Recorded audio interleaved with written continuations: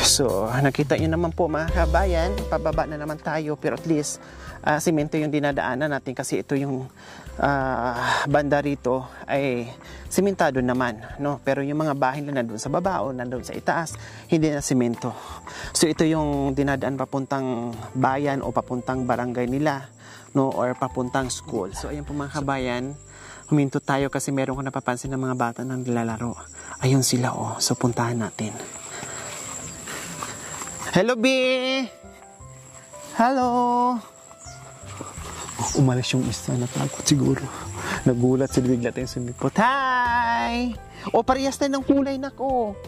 O, tingnan kulay yellow. O, kulay yellow yung ano ko. Kumusta? Anong pangalan mo, be? Mylene. Bahay nyo ito? Nasaan si mama mo? Nandyan si mama mo. Magkapatid kayo?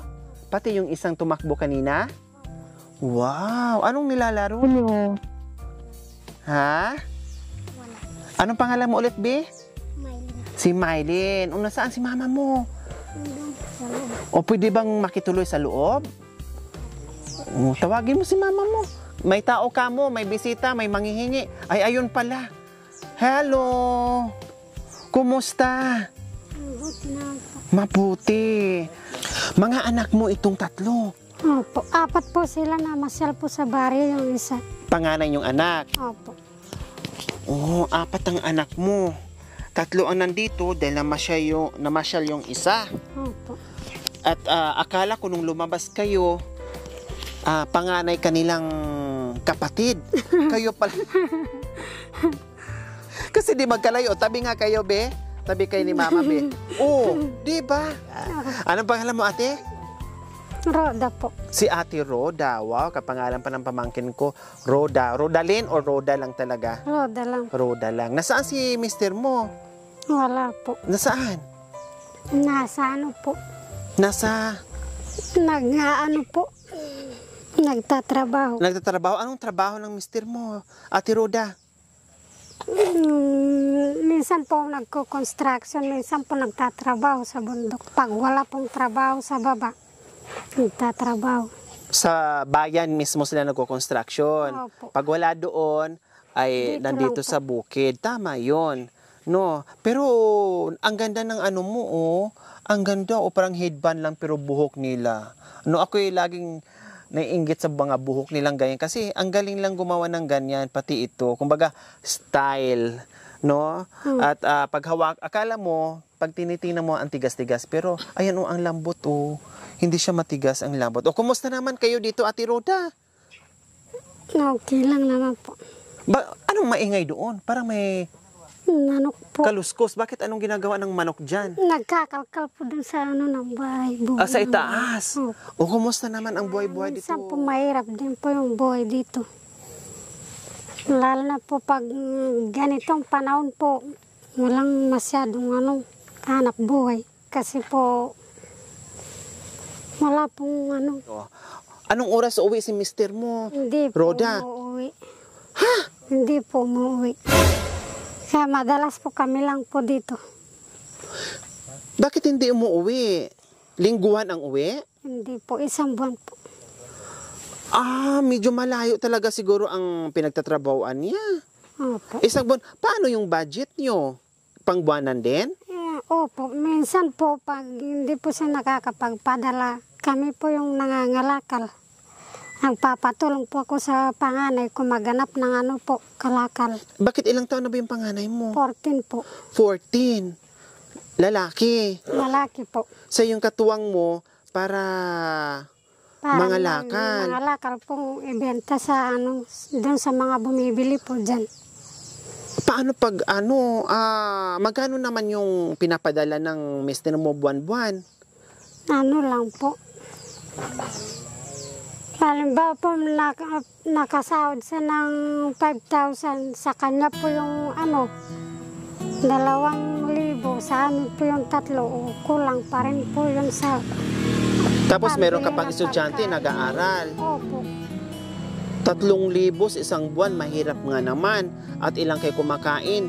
5. Kaya nga po, nangangalakal lang po kami pag minsan. Hindi talaga pwedeng iasa doon. Opo. Kailangan talaga may padala o wala, talagang kikilos din kayo para may katuwang, magkasya Opo. yung pera. Bakit buwanan? Bakit hindi siya uuwi? Kung halimbawa, kung nasa bayan lang, pwede naman siyang uuwi. Medyo malayo po kasi tapos yung ano po yun. Sayang yung pamasahe. Opo. Ayun, kasi mahirap yung pera, mabawasan pa sa pamasahe, ipapadala na lang, pambili na lang ng pagkain yung pamasahe niya dito kasi for sure, mahal ang pamasahe papunta dito kasi malayo, no? Opo. Yun nga lang pong dito sa amin, pag bumaba ka, 500 na po yung pasahe. 500 na mula dito. Opo. Diyos ko. Kung sa dito sa sitwasyon nila mga kabayan, yung 500, 2 araw o 3 araw nila yung bubunuin doon sa kabundukan, manguha ng mga kalakal para kikita sila ng 500, tapos pamasayaan mo ng 500, wag na. No, ipadala, tama nga naman, ipadala na lang. Saan naman pinapadala? Sa tao? Opo. Pag may umuwi po sa mga kasama niya pong nagtatrabaho, nagpapadala po siya. Diyos ko mga kabayan, ang hirap talaga. Buti nga kahit paano, no? Ay bumababa yung mga mister nila. Kasi nga, wala ngang choice dito, no? Mahirap man mawalay sa kapiling ng iyong pamilya, titiisin mo yon. Kasi nga, lalong kawawa yung sitwasyon, lalong magugutuman pag nandito na sila sama-sama na mag-aantay lang doon sa mga pananim nila. Kung yun lang ang aasahan, gutom talaga ang abutin mga kabayan. Kaya kailangan mayroong isa na magsakripisyo, kahit masakit o malayo sa pamilya nila, tinitiis nila yon. Tulad ng mga OFW natin, yung ating mga sponsors, no? Na grabe din ang pinagdadaanan nila, lumalayo sa mga anak nila, sa mga kaanak nila, sa pamilya nila, parang talaga na mabigyan nila yung mga naiiwan nilang pamilya dito sa Pilipinas, na mabigyan nila ng magandang kinabukasan. Kumbaga, sinasakripisyo nila alang-alang doon sa mga anak nilang gaganda ang kinabukasan balang araw, makapagtapos sa pag-aaral, no, para matustusan nila. Kasi kung dito lang sila aasa, kawawa. Kaya maraming salamat at saludo tayo sa ating mga OFWs, no, sa ating mga sponsors. Malaking pasasalamat natin dahil sila ay nakatulong sa munting adikain natin, dahil daman nila kung gaano kahirap yung buhay dito sa Pilipinas, at lalong-lalo na sa mga tulad nilang mga katutubo. Okay, sige, sa hapong ito, Ate Rhoda, meron kaming daladalang surprise para sa inyo. Oh. Katotohanan nga po, wala na nga po kami pagkain, kaya po makyat po kan para maghanap ng Wala kayong maisaing ngayon? Opo, para maghanap po ng kalakal. Kaya very talaga, napaka-timing talaga yung aming pag-akyat ngayon. Dahil isa kayo sa napuntahan namin, napansin namin yung mga anak mo na naglalaro dito kanina, tapos wala pala kayong maisaing. Okay, sige, huwag na natin patagalin mga kabayan. Bigyan na natin para makahabol sa hapunan na tamang-tama yung dating natin, no? Talagang magsasaing pag ganitong oras, magsasaing na, kakain na, kasi mamaya wala na silang ilaw. Okay, Ate Ruda, meron ka ng bigas, assorted groceries, isang tray na itlog. Hindi lang yan, meron ka pang 1,000, Ate Ruda. Maraming salamat po. Ano ngayon ang pakiramdam mo na meron ka ng maisaing na hindi mo na iisipin yung pangsaing yung mamaya, o yung bata tumuro, bigyan mo na ng pagkain? Masaya po dahil po hindi po namin inaasahan na sa ganitong pagkakataon po na wala po kami maaasahan na tumulong sa amin. Dumating po kayo para tulungan po kami. Masaya kayo sa aming pagdating? Opo. Pero mukhang natakot kayo kanina. Pero ngayon kahit papaano nakangiti kayo at masaya kayo sa pagdating namin. Walang man, Ate Rhoda, ramdam ko kung anong buhay meron kayo dito. No? Dama ko yung pagod nyo, yung sakripisyo nyo dito sa kabundukan. Hindi nagrereklamo kahit anong klaseng trabaho ay ginagawa. Laban kung laban para sa pamilya, Ate Rhoda. Mga kabayan, no? walang maisaing, tapos bigla tayong darating, bigla tayong sisipot, no? Minsan nabigla sila, natatakot sa atin. Yung pala ay hindi nila alam na meron pala tayong daladalang biyaya para sa kanila. Napakabait talaga ng Panginoong Diyos. Alam talaga niya kung saan tayo pupunta, kung saan ituro yung mga paa natin, no, patungo doon sa mga taong tulad nila na nangangailangan ng pagmamahal.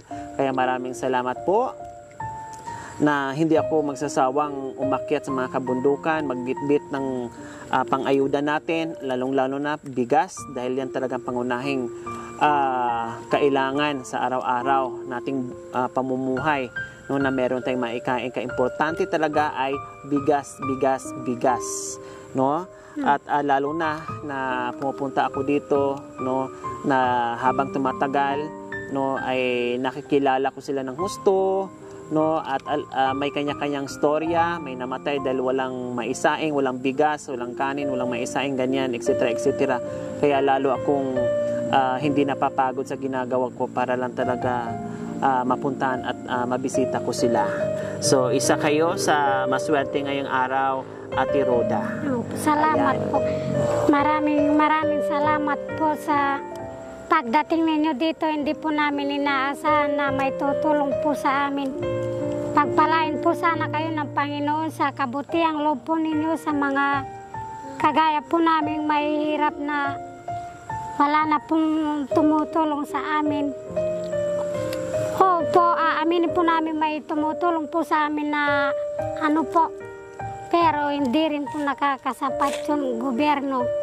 Pero kahit tinutulungan po kami ng gobyerno, hindi pa rin po nakakasapat. Kaya minsan po, may namamatay po sa gutom.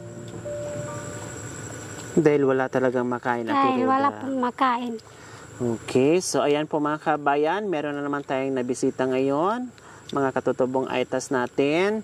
Itong mga bata, no, na pag-asa ng bayan, no, na sana ay makapag-aral sila, no, na kahit man lang mabago, pagdating ng araw mabago yung pamumuhay nila, yung estado nila, no, at guminhawa, no, guminhawa ng konti yung pamumuhay nila balang araw. Okay, sige, maraming salamat po, Ma'am Hermie Sindayjigo and Sir Ode Sindayjigo from Texas, USA. Maraming salamat po sa inyong ginintuang puso. Nawa ipagpalain po tayo ng Panginoong Diyos araw-araw. Nawa ibigyan po tayo ng kalakasan ng katawan sa araw-araw. Nawa ibigyan po tayo ng mahabang buhay. Pag sa ganun, marami po tayong matulungan na gaya nila. Sa mga kabayan, huwag niyo pong kalimutan, pakishare, subscribe sa aking YouTube channel, Lori Aquino Talita. Maraming salamat po, gabi susol. Bye!